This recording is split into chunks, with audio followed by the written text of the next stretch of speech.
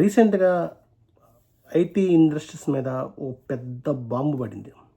ఆ బాంబు దెబ్బకి all IT companies, major IT companies like Infosys, Wipro, Cognizant, TCS, all those companies has huge loss. They got a huge loss. అంటే వాళ్ళ shares అన్నీ ఒక్కసారిగా పడిపోయాయి. సో ఆ బాంబు ఏంటి, ఎందుకు ఈ ఐటీ కంపెనీలు షేర్స్ ఒక్కసారిగా ఎందుకు పడిపోయాయి, దీనివల్ల ఏం ఎఫెక్ట్ అవుతుంది, దీనివల్ల యూజ్ ఏంటో తెలుసుకుందాం. ఆ బాంబు పేరే Anthropic AI Claude code system. Okay, Anthropic AI Claude code system అంటే ఏంటి? యాంథ్రోపిటిక్ కంపెనీ వాళ్ళు ఎప్పటి నుంచో రీసెంట్గా ఏఐ మీద రీసెర్చ్ చేస్తూ ఉన్నాడు, బాగా ఫేమస్ అవుతుంది. అయితే వీళ్ళు రీసెంట్గా క్లౌడ్ కోడింగ్ అనే ఒక టూల్ రిలీజ్ చేశారు. ఇదే ఆ బాంబ్. ఈ యాంథ్రోపిటిక్ వాళ్ళు చేసిన క్లౌడ్ కోడ్ వల్ల ఏం జరుగుతుంది, దానివల్ల యూజ్ ఏంటి, దీనివల్ల ఐటీ కంపెనీస్లో నష్టం ఎందుకు జరుగుతుంది, దీని ప్రభావం ఐటీ డెవలపర్స్, సాఫ్ట్వేర్ డెవలపర్స్ మీద, జాబ్స్ మీద ఎంత ఎఫెక్ట్ పడిద్ది ఒకసారి డిస్కస్ చేద్దాం. సో మీ అందరూ ఈ యాంథ్రోపిటిక్ ఏ క్లౌడ్ కంప్యూటర్కి వెళ్ళే ముందు మనం ఫస్ట్ అలా ఏ వస్తుంది, ఏం జరుగుతుంది అని తెలుసు. మీ అందరూ తెలుసు ఏ వచ్చేసింది, ఇప్పుడు ఐటీ కంపెనీస్ మీద ఇన్ఫ్లుయెన్స్ పడుతుందని చెప్పి ఉన్నారు.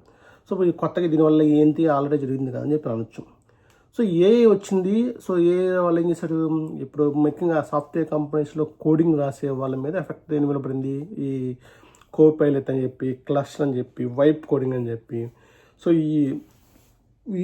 ఈ టూల్స్ యూజ్ చేసి ఆటోమేటిక్గా అవే కోర్ రాసేస్తుంది. అంత చిన్న ఒక ప్రాజెక్ట్, ఫుల్ ప్లేస్ ప్రాజెక్ట్ మొత్తం కంప్లీట్గా ఎండ్ టు ఎండ్ అది క్రియేట్ చేసి పెడుతుంది. అలాగే కోడ్ రివ్యూ చేస్తుంది, మొత్తం కోడ్ ఆప్టిమైజేషన్ చేస్తుంది, మొత్తం చేస్తుంది. సో ఆల్రెడీ మీకు Google Copilot, vibe coding, clusters ఇవన్నీ ఉన్నాయి, ఇవన్నీ చేస్తుంది. సో దీనివల్ల ఒక దాదాపు కొన్ని కంపెనీస్ డెవలపర్స్ని రెడ్యూస్ చేసి ఈ టూల్స్ చేసి కోడింగ్ డెవలప్ చేసి కోడింగ్ని మానిటరింగ్ చేయడం కోసం, లేదా కోడింగ్ని రివ్యూ చేయడం కోసం, లేదా కొన్ని కోడ్ని కొన్ని బగ్స్ అవి ఫిక్స్ చేయలేవు. సో అవి డెవలపర్స్, వాటి కూడా కొంతమంది డెవలపర్స్నే పెట్టుకుంది. ఓకే, సో ఇక్కడ దీనికి ఈ కోపైలట్, క్లస్టర్, వైప్ కోడింగ్, ఈ టూల్స్కి కొత్తగా వచ్చిన యాంథ్రోపిటిక్ ఏ క్లౌడ్ కోడ్ టూల్కి మధ్య తేడా ఏంటి, ఎందుకు డిఫరెన్స్ వచ్చింది చూద్దాం. ఈ కోపైలట్, క్లస్టర్, వైప్ కోడింగ్ ఏంటంటే ఒక ఫైల్లో ఉన్న బగ్స్నే అవి ఫిక్స్ చేయగలం. అంటే ఫర్ ఎగ్జాంపుల్ ఫైల్ ఉందనుకో, ఆ ఫైల్లో ఉన్న బగ్స్ ఫిక్స్ చేయమంటే దాని సంబంధంగా ఫైల్స్ ఇంపోర్ట్ చేసుకుంటే దాని సంబంధంగా అంతవరకు ఒక లెవెల్ వరకు అవి ఫిక్స్ చేయగలం. మొత్తం అప్లికేషన్ లెవెల్లో అనలైజ్ చేసి ఫిక్స్ చేసేంత కెపాసిటీ ఇంకా రాలం. అందుకే ఇంకా స్టిల్ డెవలపర్స్ అని ఉన్నారు. సో మీరు అదేం చేస్తుందంటే, ఇప్పుడు కోపైలట్లో కోడ్ రాసి ఒక సిఎస్ ఫిక్స్ చేయమంటే సిఎస్ ఫిక్స్ చేసేది. దానివల్ల ఒకసారి సరిగ్గా మన ప్రాంప్ట్ సరిగ్గా అయిపోతే సరిగ్గా ఫిక్స్ ఇవ్వదు. సో ఎవరైతే ఆల్రెడీ కోడింగ్ నేర్చుకున్న ఎక్స్పీరియన్స్ ఉన్నారో వాళ్ళకే ఎలాంటి ప్రాంప్ట్ ఇవ్వాల్సి అయితే వాళ్ళే ఆ టూల్స్ని ఎక్కువ యూజ్ చేసుకుంటాం. ఫ్రెషర్గా జూనియర్ డెవలపర్స్ వచ్చేసి దాన్ని యూజ్ చేసే అంత కోపైలట్ని లేకపోతే క్లస్టర్ని యూజ్ చేసి బగ్స్ ఫిక్స్ అయ్యేంత లిమిట్ ఇంకా రాలేదు. సో బగ్స్ ఫిక్స్ చేయలేదు, ఓన్లీ ఎక్స్పీరియన్స్ పీపుల్ ఫిక్స్ చేయగలరు. ఓకే, మరి ఇప్పుడు ఈ యాంథ్రోపిటిక్ టూల్కి వీటికి టూల్స్ డిఫరెన్స్. ఈ టూల్స్, ఈ Google Copilot, clusters, vibe coding, ఈ టూల్స్ అనేవి ప్రజెంట్ అవి కోడింగ్, ఐటీ ప్రోగ్రామింగ్ సంబంధించిన కోడింగ్ వాటినే పనిచేస్తున్నాయి. కానీ ఇవి data analytics, okay, data scientist. మీకు మనకి programming coding Java, PHP, .NET ఇలాంటివే కాకుండా, రియాక్ట్ ఇలాంటివే కాకుండా సపరేట్గా మనకి డేటా అనలిస్ట్ జాబ్స్ ఉంటాయి, ఎస్క్యూఎల్ డెవలపర్స్ జాబ్స్ ఉంటాయి, డేటా సైంటిస్ట్ జాబ్స్ ఉంటాయి, డెవాప్స్ జాబ్స్ ఉంటాయి. ఓకే, ఇప్పుడు వాటికి కూడా సపరేట్ టూల్స్ వచ్చినాయి, సపరేట్ ఏ టూల్స్ వచ్చినాయి. కానీ ఇప్పుడు ఈ యాంథ్రోపిటిక్ కంపెనీ వాళ్ళు రిలీజ్ చేసిన క్లౌడ్ కోడింగ్ టూలు ఓన్లీ ప్రోగ్రామ్కి సంబంధించిందే కాక అన్ని పనులు, data analytics, AIML programs, LLM models create చేస్తుంది, డేటా అనలిటిక్స్ చేస్తుంది, ఎక్సెల్ షీట్ వర్క్స్ చేస్తుంది, end to end everything related to computer, any jobs. DevOps job చేస్తుంది, కోడ్ రివ్యూ చేస్తుంది, కోడ్ క్వాలిటీ చేస్తుంది, కోడ్ ఆప్టిమైజ్ చేస్తుంది, ఎజైల్ మెథడాలజీ చేస్తుంది, so data analytics చేస్తుంది.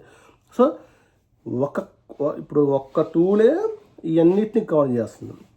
So ఇప్పుడు కంపెనీ వాళ్ళు ఈ టూల్ని ఇంకో ఈ టూల్ ఒక ప్రత్యేకత ఏంటంటే, ఇది ఒక్క సిస్టమ్ ఒక్క ఫైల్ మల్టిపుల్ ఫైల్స్ మీద ఒక్కసారి పనిచేస్తుంది, మల్టిపుల్ టోకెన్స్ మీద పనిచేసింది. సో ఇప్పుడు దీన్ని యూజ్ చేయాలంటే ఏం చేస్తారంటే మన కోడ్, ఫర్ ఎగ్జాంపుల్ మన కోడ్ ఉందనుకోండి ప్రాజెక్ట్, ఆ ప్రాజెక్ట్ని యాక్చువల్లీ యాంటోపెటిక్ క్లౌడ్ కోడ్ అంటే క్లౌడ్ అంటే లైక్ AWS ఎలా అది ఒక క్లోజ్ సిస్టమ్స్లో ఒక రెపో ఉంది, ఒక కోడ్, ఒక ఏ టూల్ ఉంది క్లోజ్ సిస్టమ్స్లో. మీ ప్రాజెక్ట్ని ఆ క్లౌడ్కి ఇచ్చేసి, ఆ క్లౌడ్లో క్లౌడ్ రెపోలో పుష్ చేసి మీకు కావాల్సింది, నాకు ఈ బగ్స్ ఉన్నాయి, బగ్స్ ఫిక్స్ అని చెప్పి జస్ట్ జనరల్ వార్డ్స్ చెప్తే అదే ఫిక్స్ చేస్తుంది. జస్ట్ మనకి ప్రోగ్రామ్ లెవెల్ ప్రాంప్టింగ్ కూడా అక్కర్లేదు దానికి. జనరల్గా నాకు పలానా పేజీలో పలానా ఫామ్స్ సరిగ్గా రావట్లేదు, జస్ట్ ఇంగ్లీష్ వర్డ్స్ చెప్పేసి ఆటోమేటిక్ ఫిక్స్ చేసి ఇచ్చేస్తుంది. ఓకే, డేటా అనలిటిక్స్ జాబ్ చేసేస్తుంది. సో దీనికి ఒక ప్రోగ్రామ్ నేర్చుకోవాల్సిన అవసరం లేదు, వారికి ఆల్రెడీ వాడు జనరల్ వర్డ్స్ చెప్పినా సరే మొత్తం ఫిక్స్ చేసి అన్ని లెవెల్లో కోడ్ అనలైజ్ చేసి ఇచ్చేస్తుంది. ఇది యాంటోపెటిక్ ఏ కోడింగ్ టూల్. సో ఇప్పుడు ఈ ఒక్క టూలే ప్రోగ్రామ్ వచ్చిన ఇప్పుడు కోపైలట్ వైపు కోడింగ్ అవి వచ్చినా సరే అవి కొంత ప్రోగ్రామ్ వచ్చిన మేనేజ్ చేయగలరు. కానీ ఈ టూల్ ప్రోగ్రామ్ రాని కూడా జనరల్ వర్డ్స్ చెప్పేసి ఫిక్స్ చేసేస్తుంది. వాళ్ళందరూ కస్టమర్స్కి, పెద్ద క్లయింట్స్కి అంత పెద్ద డెవలపర్స్ని హైర్ చేసుకోవాల్సిన పని లేదు కదా. ఆ టూల్ యూజ్ చేసి మొత్తం ప్రోడక్ట్ డెవలప్ చేసేస్తారు కదా, దానిలో ఉద్యోగాలన్నీ పోతాయి. సో అందుకని ఇప్పుడు ఇన్ఫోసిస్ కానీ సర్వీస్ బేస్ కంపెనీలో డెవలపర్ ప్రాజెక్ట్స్ తగ్గిపోతాయి. అందుకని వాళ్ళ షేర్ మార్కెట్ తగ్గిపోయినాయి, వాళ్ళ షేర్ మార్కెట్లు పడిపోయినాయి. సరే, ఈ ఒక్క టూల్ ఓన్లీ డెవలపర్స్ చేస్తుంది, ఒక్క టూల్ అన్ని పనులు చేస్తుంది. ఇప్పుడు ఏంటి ప్రోగ్రామర్ సంబంధించిన data science, SQL developers, DevOps persons మొత్తాన్ని ఒక్క టూల్. సో దానివల్ల డెవలపర్స్ జాబ్స్ తగ్గిపోతున్నాయి. సో ఇది జరుగుతుంది.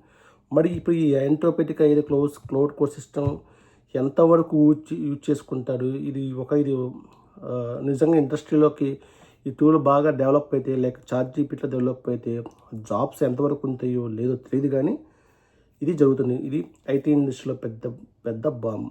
అయితే ఫైనల్గా కంక్లూజన్ ఒకసారి ఇవ్వగలను. So we don't need afraid of AI. We need to update ourselves along with the AI. Okay, AI చూసి భయపడిపోయి జాబ్స్ పోతేనే కాకుండా ఏఐని అప్డేట్ నేర్చుకోవాలి. ఏఐని అప్డేట్ చేసుకోవాలి. ఇదివరకు కంప్యూటర్స్ రాకముందు చాలా జాబ్స్ మాన్యువల్గా చేస్తారు పర్సన్స్. ఇప్పుడు ఆ మాన్యువల్ జాబ్స్ కంప్యూటర్స్ వచ్చేసి పోతాయని చెప్పి చాలామంది భయపడ్డారు. కానీ ఆ సమయంలో కొంతవరకు కంప్యూటర్ నేర్చుకొని ఆ కంప్యూటర్ ఉంచారు, కొన్ని జాబ్స్ పోయింది. అలాగే ఇప్పుడు ఏఐ వస్తే ఏఐ నేర్చుకుని ఏఐతో పని చేద్దాం. So don't bother, so whatever will happen. Okay, we need to focus and so this is the recent. ప్రపంచం పరిగెడుతుంది, చెప్తున్న ప్రపంచం పరిగెడుతుంది, మనం పరిగెట్టాలి. కొత్తగా వచ్చిన అప్డేట్స్ని మనం అనుభవించుకోవాలి. మనం దాన్ని అర్థం చేసుకొని, అవగాహన చేసుకొని, అప్డేట్స్ని యాక్సెప్ట్ చేసి వాటితో పాటు ముందుకెళ్ళాలి. దీనిపై మీ కామెంట్స్ ఏంటి? ఇది ఇప్పుడు యాంటోపెటిక్ క్లౌడ్ వల్ల IT ఇండస్ట్రీ పడిపోతుందా, దీనికి సొల్యూషన్ ఉందా, ఏం చేస్తే మంచిది, కింద కామెంట్స్తో డిస్కస్ చేద్దాం. ఈ వీడియోని కొంతమంది సబ్స్క్రైబ్ షేర్ చేయండి, డిస్కస్ చేద్దాం. Thank you.